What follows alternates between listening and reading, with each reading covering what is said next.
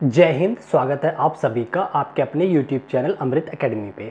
आज की इस वीडियो में हम लोग बात करने वाले हैं जो कि एक बहुत ही चर्चित टॉपिक रहा है पिछले मतलब कि कल से लेकर के आज तक, जो कि है उत्तर प्रदेश में शिक्षक भर्ती की वैकेंसी को लेकर के, जो कि यूपी में सुपर टेट के नाम से जानी जाती है। और वहाँ पे क्या वैकेंसी है और ये वैकेंसी कब तक आने वाली है, कौन इसके लिए एलिजिबल है, जितने भी आपके क्वेश्चंस हैं उन सब का मैं आंसर देने के लिए आया हूँ। ठीक है, और इसमें कितनी सच्चाई है वो सारी बातें मैं एक एक करके आप लोगों के साथ करने वाला हूँ। ठीक है, और जो लोग चैनल पे नए हैं उनके लिए मैं बता देना चाहता हूँ, आपके इस चैनल अमृत एकेडमी ऑफिशियल यूट्यूब चैनल पे हम लोग हर तरीके की टीचिंग एग्जाम्स की प्रिपरेशन करते हैं। ठीक है, अगर आप लोगों ने चैनल को अभी तक सब्सक्राइब नहीं किया है तो प्लीज़ चैनल को सब्सक्राइब जरूर कर ले।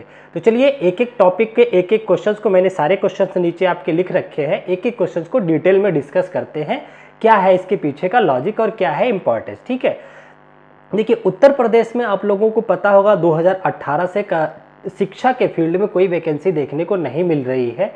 उन्हीं वैकेंसी में से एक वैकेंसी का जो जिक्र किया जा रहा है, जो 27,713 पदों के लिए, जो कि पीआरटी टीचर के लिए। ठीक है, कौन से टीचर के लिए?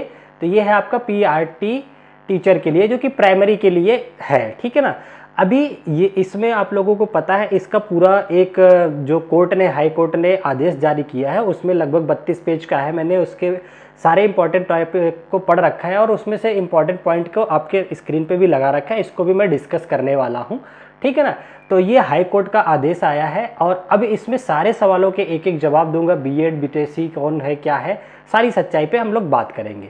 तो आ जाइए इस पे एक एक टॉपिक को हम देखते हैं। वैसे तो ये आप लोगों के लिए कुछ नया नहीं होगा, क्योंकि मैंने टॉपिक को, वीडियो को थोड़ा लेट लेके आया हूँ। इसके पीछे वजह भी होती है, मैं कभी भी किसी पॉइंट को बहुत जल्दी लेके नहीं आता हूँ कि आप लोगों को किसी भी तरह से गुमराह करने का मेरा कभी भी मोटिव नहीं रहता है।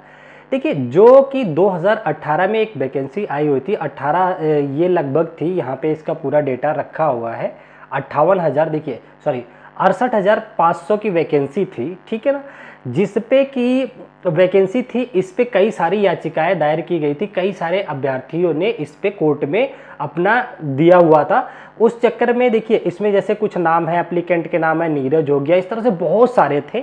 तो उन सारे और जब कोर्ट ने देखा कि सारे मामले एक ही टॉपिक से रिलेटेड थे, तो कोर्ट ने उन सारे सबके केसेस को एक साथ यूनिट एक बंच बना करके इसको एक याचिका के तरीके लिया गया। याचिका का मतलब आप लोग समझते होंगे, आप लोग सारे तैयारी वाले बच्चे हैं, आपको इसका मीनिंग समझ में आता होगा कि जब किसी कम्युनिटी के लिए, जन के लिए कोई चीज़ें अप्लाई की जाती है तो उसे याचिका बोला जाता है। ठीक है, तो ये इसको एज ए याचिका लेकर के इस पे जो है संज्ञान में जब लिया गया है, तो इसमें जो बयान आया है, जो अभ्यर्थियों का रिक्रूटमेंट करने का था, कि उनका ये कहना था कि सर, जो हाई कोर्ट के लिए अपील किया गया था उसमें इनका डिमांड ये थी कि जो अभी जो वैकेंसी थी उसमें 68,500 के लिए था, जैसे तैसे करके उस वैकेंसी का 41,556 की पोस्ट को भरी गई। ठीक है ना, तो एक एक बात को ध्यान से सुनिएगा।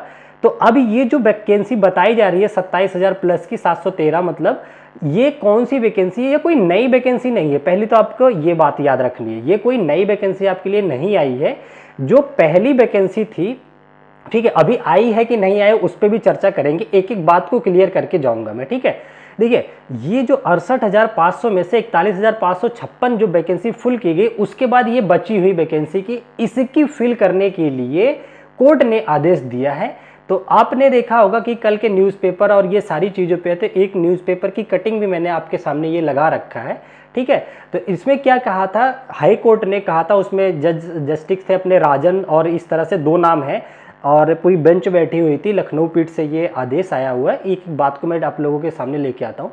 इसमें क्या कहा गया है कि हाई कोर्ट ने यूपी गवर्नमेंट के को ये आदेश जारी किया है कि 2 माह में 27,713 शिक्षक भर्ती प्रक्रिया शुरू करने को लेकर के सरकार को कोर्ट का आदेश था। ठीक है ना, अब इसमें देखिए ये सारी चीजें पेपर में भी लिखी हुई हैं, क्या है, कितनी सच्चाई है वो भी हम बात करते हैं।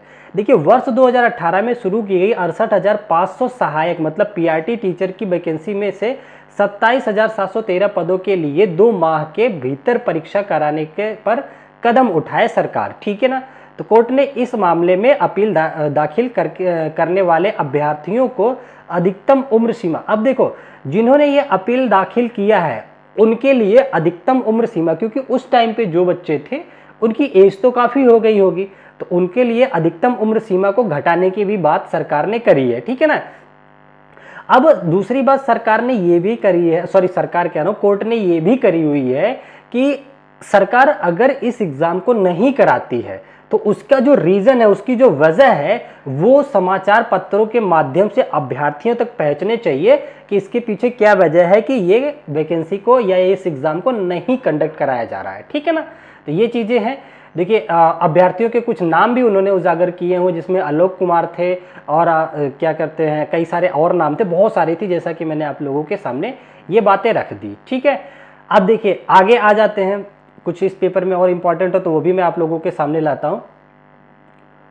देखा, अच्छा देखिए ये जैसा कि बताया अधिक सीमा, अगर जिसकी एज अधिक हो चुकी है उससे उनके पे भी विचार किया जाएगा, ठीक है।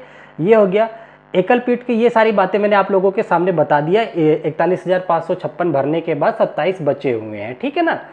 अब देखिए ये चीजें आ गई।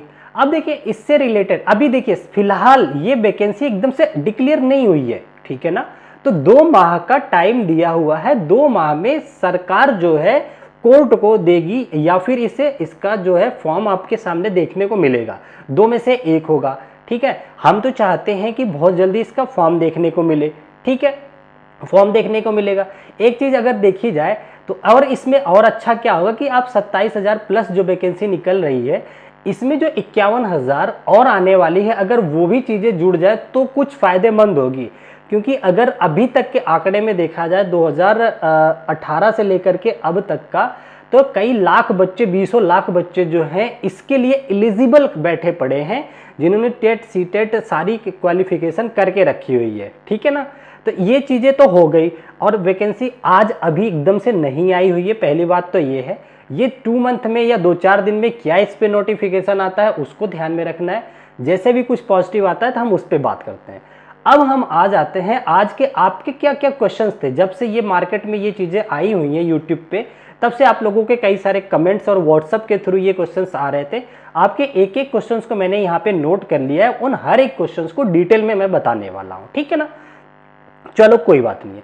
सबसे पहले तो जो पहला क्वेश्चन आप लोगों का बन रहा था एलिजिबिलिटी क्राइटेरिया को लेकर के कि सर कौन कौन एलिजिबल होगा, तो मैं आप लोगों को बता दूं कि ये 1st से लेकर के 5th तक के बच्चों के लिए है। पहली बात, ये वैकेंसी जो रिमेनिंग रह गई थी 27,000, ये 5th तक के बच्चों के लिए है।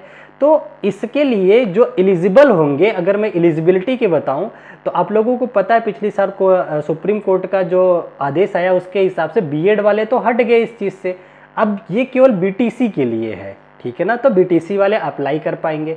पहले क्वेश्चन पे आते हैं, उसके बाद जो एक्स्ट्रा बातें वो भी मैं आप लोगों के साथ करूंगा। पहला क्वेश्चन जो आप लोगों का बन रहा है ये था कि क्या इसके पहले कोई सीटेट या फिर यूपी टेट आ सकता है, ऐसा कोई देखने को मिल सकता है।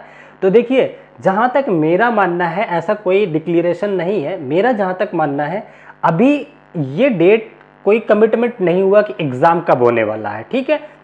2 मंथ का टाइम दिया गया, आपको पता है गवर्नमेंट का क्या हालचाल है, कैसा चलती है, ठीक है। तो ये 2 मंथ कब 4 मंथ में बदलेगा उसका भी कोई गारंटी नहीं है, या क्या होगा आगे, कोई बच्चा फिर से इसको लेकर के कोर्ट में हो सकता है, जा सकता है, इन सारी चीजों पे अभी कुछ कहा नहीं जा सकता। तो इससे पहले जहां तक मुझे लगता है यूपी टेट अगर नहीं भी आता है तो आपके सामने ये दिसंबर वाला सीटेट देखने को जरूर मिलेगा, ठीक है ना। पहले डाउट आपका ये क्लियर हो गया। हो सकता है आपके सामने यूपी टेट भी आ सकता है, ठीक है ना, कुछ कहा नहीं जा सकता। पहला क्वेश्चन आपका हो गया। दूसरा क्वेश्चन आपके था कि कब तक आ सकता है फॉर्म, कि इसका फॉर्म कब तक देखने को मिल सकता है। तो देखिए इसका डिक्लेरेशन मेरे पास भी नहीं है, या इवन किसी के पास अभी नहीं है, जब तक कोई कोर्ट का या फिर आप लोगों के सामने गवर्नमेंट की तरफ से ये नोटिस नहीं आ जाता है कि इस डेट को फॉर्म होता है। अप्रॉक्स मान के चलो हवा उठी हुई है तो कुछ ना कुछ इसका पॉजिटिव आएगा। 2 से 3 मंथ के अंदर आपको कुछ ना कुछ इसमें देखने को मिल सकता है, इवन 2-4 दिन में भी देखने को मिल सकता है। तो ये इसको पेंडिंग रखो, ठीक है ना। अब एक क्वेश्चन बन रहा था आपके अदर स्टेट वाले, जैसे बिहार या झारखंड से बच्चे कमेंट किए थे या मैसेज किए थे कुछ लोग व्हाट्सएप पे, क्या सर हम भी एप्लीकेबल है, मीन्स क्या अदर स्टेट भी एप्लीकेबल है। देखो अभी तक तो अदर स्टेट अप्लीकेबल था, तो मेरी उम्मीद से इस बार भी होना चाहिए अप्लीकेबल, ठीक है ना। इसकी कंप्लीट जानकारी जो है फॉर्म निकलने के बाद होगी। दूसरे तीसरे क्वेश्चन का आपका आंसर हो गया। तीसरे क्वेश्चन के आपके आंसर की अगर मैं बात करूं कि एज में क्या छूट मिल सकती है, तो देखिए जैसा कि जो कोर्ट का आदेश है उसमें भी लिखा हुआ है, न्यूज़पेपर में लिखा हुआ है, तो एज को तो आपको पक्का जो है बेनिफिट मिलेगा, ये तो 100% है, ठीक है। ये आपका क्वेश्चन हो गया। अब मोस्ट इंपॉर्टेंट कुछ इंपॉर्टेंट क्वेश्चन नीचे पड़े हैं, इनको डिस्कस कर लेते हैं। जैसे कि क्या बीएड वाले अप्लाई कर सकते हैं, तो मेरे भैया देखो कि बीएड वालों को अगर मैं बात करूं तो ये नहीं कर सकते, क्योंकि ये पीआरटी की वैकेंसी है, ठीक है ना। और पीआरटी से बीएड वालों को तो बाहर कर दिया गया है। जैसा कि मुझे भी इस चीज़ का अफसोस होता है कि ये काफ़ी गलत डिसीजन लगता है, क्या सही है क्या नहीं है। जज ने अगर ये फैसला लिया है तो कुछ पॉजिटिव ही सोच करके, हाँ, लेकिन ये किया जा सकता है कि अगर आप यूपी में पीआरटी की वैकेंसी निकाल रहे हैं तो उससे रिलेटेड मान लो अगर आप 27,000 के प्लस जो है पीआरटी निकालना है तो 10 से 15 या 17, मान लो 17,000 के लगभग तो आप जूनियर के लिए भी निकाल सकते हो। कि जो ये आप ही की गाइडलाइन, आप ही के कहने पे तो ये सारे बच्चे 2018 से अब तक, मान लो पहले की नहीं पता या अब जो कर रहे हैं उनकी मैं गारंटी नहीं लेता, क्योंकि वो अपने रिस्क पे कर रहे हैं कि वो एलिजिबल ना होते हुए भी अगर आप बीएड कर रहे हैं। लेकिन जो बच्चे 2018 से के बीच से अब तक किए हुए हैं वो तो गवर्नमेंट और एग्जामिनेशन के उसके कहने पे ही तो बीएड किए हुए हैं, तो उनकी बातों को भी सोचना चाहिए इस चीज़ पे। लगभग इतनी वैकेंसी इसकी भी निकलनी चाहिए। फिलहाल ये तो अभी इस पे क्या ही होगा, इस पे तो देखो हो सकता है, सुनने में आ रहा है कि आपका 5 सितंबर को आपके यहाँ जो है धरने की भी बात की गई है, ठीक है ना, इलाहाबाद में। तो मैं कोशिश करता हूँ कि ये चीज़ें हों और सरकार के संज्ञान में चीज़ें आएँ, कोर्ट के संज्ञान में चीज़ें आएँ, इस पर क्या करना है इन चीज़ों पे बात होनी चाहिए, ठीक है ना। चलो अब हम आ जाते हैं अपने अगले टॉपिक पे, सिलेबस के को लेकर के क्या रहेगा सिलेबस और इसकी क्या इंपॉर्टेंट है। सबसे इंपॉर्टेंट बात यही है, ठीक है ना। आज की डेट में सबसे इंपॉर्टेंट सिलेबस ही क्यों हो गया है उस पर भी मैं अभी चर्चा करने वाला हूं, ठीक है। तो देखिए सिलेबस, पहली बात, अब देखो इसमें यूट्यूब कम्युनिटी जो टीचिंग फील्ड में है वो आपको क्या कहेंगे कि सिलेबस बहुत ही ज्यादा बदलेगा और बहुत टफ आएगा। तो मैं आपको बताऊं, क्लास 1 से लेकर के 5th अगर थोड़ा सा टफ होता है तो 6 to 8 ये मान लो, इससे बाहर एनसीईआरटी लेवल से बाहर एक भी नहीं जाएगा। लेकिन अभी आप लोगों को लगातार इस पे वीडियो देखने को मिलेंगी कि जो सिलेबस है बहुत टफ होगा, बहुत अलग होगा। ये वो क्यों होगा उसके पीछे भी वजह मैं बताता हूं कि लोगों को बेचने हैं अपने कोर्स, ठीक है। अगर उन्होंने ये चीजें डिक्लेयर कर दी कि बस यही चीजें आने वाली हैं तो कोर्स ना बेचने के हैं, ठीक है। दूसरी बात, ये तो रही बात यहां तक, ठीक है ना। तो जो सिलेबस होगा तो मैं बता रहा हूं अभी इतना ही रहने वाला है, इसमें कोई चेंजेस नहीं होने वाले हैं, ठीक है ना।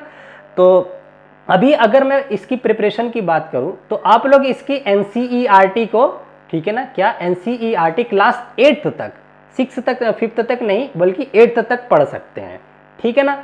अच्छा, एक दो पॉइंट पे और आ जाते हैं अब। अच्छा, मैं सिलेबस को इसलिए ऐसा क्यों कहा कि कोर्स बेचने के लिए ये बातें की जाएंगी, तो देखिए एक वाक्य आप लोगों के साथ मैं शेयर करना चाहता हूं, जो कि पहली पॉइंट है। क्या है पहली पॉइंट? ये है कि जब अभी कुछ दिन पहले केवीएस का पेपर हुआ था, आप लोग अगर इससे जुड़े होंगे तो आपको पता होगा, केवीएस का एक एग्जाम हुआ था पीआरटी का, ठीक है ना, पीआरटी का। उसमें बहुत सारे कोचिंग इंस्टीट्यूट, यूट्यूब की मैं बात करूं, जिन्होंने कोर्स को बेचने के लिए ऐसा हुआ बनाया था कि पता नहीं क्या ही ये पूछ लेगा, बहुत टफ क्वेश्चंस कराए जा रहे थे, उसको उसके बेस पे डरा के कोर्स बेचेंगे, बुक्स बेचेगी, ठीक है ना। लेकिन जैसे ही फर्स्ट शिफ्ट का पेपर होता है तो पेपर में देखने को मिलता है क्लास फर्स्ट से लेकर के 5th तक कि बिल्कुल चैप्टर से क्वेश्चन पूछे जा रहे हैं कि गिल्लू ने क्या किया था, उसकी गिलहरी का क्या नाम, तो ऐसे जो बिल्कुल एनसीईआरटी एससीईआरटी की बुक में क्वेश्चंस है ना, वहां से क्वेश्चंस बन रहे थे। तो मैं ये बिल्कुल दावे से कह सकता हूं कि सिलेबस इसी के इर्द गिर्द रहना है, ठीक है, ये बात होगी। दूसरी, अभी रिसेंटली मैं बता देता हूं, जब तक अगर आप लोग एजुकेशन से जुड़े हैं तो अभी देखा होगा कि यूपी पुलिस का एग्जाम भी चल रहा है, ठीक है ना। तो आप लोगों ने देखा होगा कि जब वैकेंसी आई थी, जब से तैयारियां चल रही थी, इतना हाई फाई बच्चों को डरा करके पढ़ाया जा रहा था कोर्स बेचने के नाम पे। अब पेपर आ रहा है, आप लोग पेपर उठा के देख लीजिएगा क्या है पेपर का लेवल, आप खुद अंदाजा लगा लेते हैं। तो सिलेबस कभी भी ना बहुत वो नहीं होता, जिस एग्जाम को आप जिस परीक्षा के लिए देने जा रहे हैं उसके लेवल को देख के ही हमेशा रखा जाता है, ठीक है। तो ये रही सिलेबस की बात। अब हम बात कर लेते हैं आप लोगों के सामने कि एक क्वेश्चन आप लोगों का था कि क्या सर अपीयरिंग वाले अप्लाई कर सकते हैं। तो देखिए बच्चों क्या कह सकते हो, आप हमारे छोटे बड़े भाई बहन हैं, तो अपीयरिंग वाले इसमें नहीं कर सकते। आप लोग यूपी टेट या सी टेट के लिए कर सकते हैं, लेकिन जब कोई जॉब की बात होती है तो उसमें डिग्री कंप्लीट होनी चाहिए होती है, ठीक है। ये आपके क्वेश्चन का जवाब हो गया। अब आ जाते हैं हम अपने इंपॉर्टेंट 7वें और 8वें पॉइंट पे। जो 7वां पॉइंट है आपका क्वेश्चन था कि तैयारी कैसे करें हम, ठीक है ना, उसमें मैं क्या आपकी हेल्प कर सकता हूं वो मैं बता देता हूं। अब सबसे इंपॉर्टेंट क्वेश्चन ये था कि क्या सर हमें पेड कोर्स लेना चाहिए या नहीं लेना चाहिए। देखो अगर मेरी मानोगे ना, मैं कभी आज तक अपनी किसी भी कोर्सेज के, इवन मैंने बहुत हाई लेवल के क्वेश्चन एग्जाम्स की तैयारी की, क्वालिफाई भी किए, ना मैंने कभी किसी कोर्स को लिया ना कभी कोचिंग को लिया है, ठीक है। तो मैं इस बात को आप लोगों के साथ भी ऐसा नहीं कहूँगा, लेकिन जो लोग उस चीज़ के लिए एप्लीकेबल हैं, अभी नहीं, नोटिफिकेशन फॉर्म आने के बाद आप लोग इस चीज़ के साथ जा सकते हो। और जो लोग नहीं जाना चाहते उसके लिए क्या करना है, कैसे तैयारी करना है, उसमें मैं क्या हेल्प करने वाला हूं वो मैं आप लोगों के साथ 1 सेकंड में साझा करने वाला हूं, ठीक है ना। तैयारी कैसे करें, तो इसके लिए मैं सबसे पहले बता दूं, क्लास 1 से लेकर के 5th तो जरूरी है, प्लस अगर हो सकता है तो 6 से 8 तक के जितने भी बुक्स हैं, जितने भी चैप्टर्स हैं, उनको पढ़ लो। मैं कह रहा हूं ये चाहे एग्जाम होने के बाद आप वीडियो देख लेना, आप लोगों को पता चल जाएगा। एनसीईआरटी और एससीईआरटी के चैप्टर की लाइन से क्वेश्चंस बनेगा आपका, ठीक है ना। तो तैयारी आपको क्या करनी है, अभी एनसीईआरटी पढ़ना है, ठीक है। अब इसमें मैं क्या हेल्प करने वाला हूं वो मैं बता देता हूं। अगर जैसे ही आप लोगों के सामने फॉर्म निकल करके आता है, ठीक है ना, जैसे ही फॉर्म निकल करके आता है तो पहली बात तो मेरे पास कोई भी पेड कोर्स की बात नहीं होगी, ना ही मैं कभी करने वाला हूं इन फ्यूचर भी, ठीक है ना। और एक चीज अभी मैं डिक्लेयर कर देता हूं, इन फ्यूचर किसी भी एग्जाम्स के लिए अगर मैं कभी भी आप लोग सपोर्ट करते हो, मैं पेड कोर्सेज अगर लेके भी आता हूं तो उसमें अपनी छोटी बड़ी बहनों के लिए, फीमेल्स के लिए वो फ्री रहेगा हमेशा। ये रिकॉर्ड करके रख लेना, अगर उससे मुझे पता चल जाएगा कि आप हमारे साथ शुरू से जुड़े हुए हैं, ये चीज़ें आपको मैं फ्री कराऊंगा कभी भी, चाहे नोट्स हो जाए चाहे आपके कोर्स हो जाए फीमेल्स के लिए। इसमें जो हमारे भाई हैं वो ये कहेंगे कि सर ऐसा कैसे है, हमारे लिए नहीं। तो देखो आप लोग भी समझते हो, मेरा जो पर्सनल मानना है वो क्या है, अगर मैं बात करूं क्लास 1 से लेकर के 5th तक, इसमें जो फीमेल्स होती है ना, बच्चों को पढ़ाने के लिए इनका जो जुड़ाव होता है एक अलग होता है। ये बहुत अच्छे से टैकल भी कर लेते हैं, बहुत अच्छे से बच्चों को पढ़ाते भी हैं। मेरा मानना है कि अगर हमें समाज में, सोसाइटी में, टीचिंग फील्ड में कुछ चेंजेस लाना है तो हमें जो फीमेल्स हैं उनको पूरी तरह से खुल के उनका सपोर्ट करना चाहिए, हर तरीके से, चाहे फाइनेंशियल वे हो, चाहे इमोशनल हो, मेंटल हो, किसी भी तरीके से उनका सपोर्ट करना जरूरी होता है, ठीक है। तो मैं आप लोगों के लिए यही, और ये चीज ध्यान रखो, जो लोग कोर्स नहीं किसी का लेते हैं, आपका भाई छोटा भाई मानते हो या बड़ा भाई मानते हो, पूरा कोर्स A to Z, ए से लेकर के जेड तक जितना भी आने वाला है सब कुछ एक एक लाइन पूरी एनसीईआरटी में फ्री में कराऊंगा, ठीक है।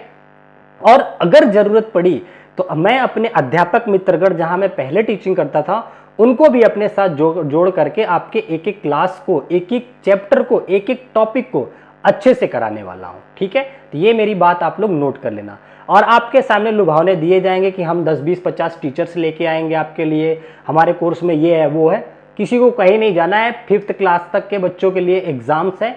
एनसीईआरटी, एससीईआरटी क्लास 5 से मैक्स टू मैक्स 8 से बाहर नहीं आएगा, ये बात लिख के ले लो, ठीक है ना। चाहे वो साइंस टेक हो जाए, साइंस हो जाए, मैथ हो जाए, आपका ईवीएस के टॉपिक हो जाए, चाहे हिंदी के टॉपिक हो जाए, जितने भी चैप्टर्स आते हैं कहीं से अलग नहीं आने वाला है, ठीक है।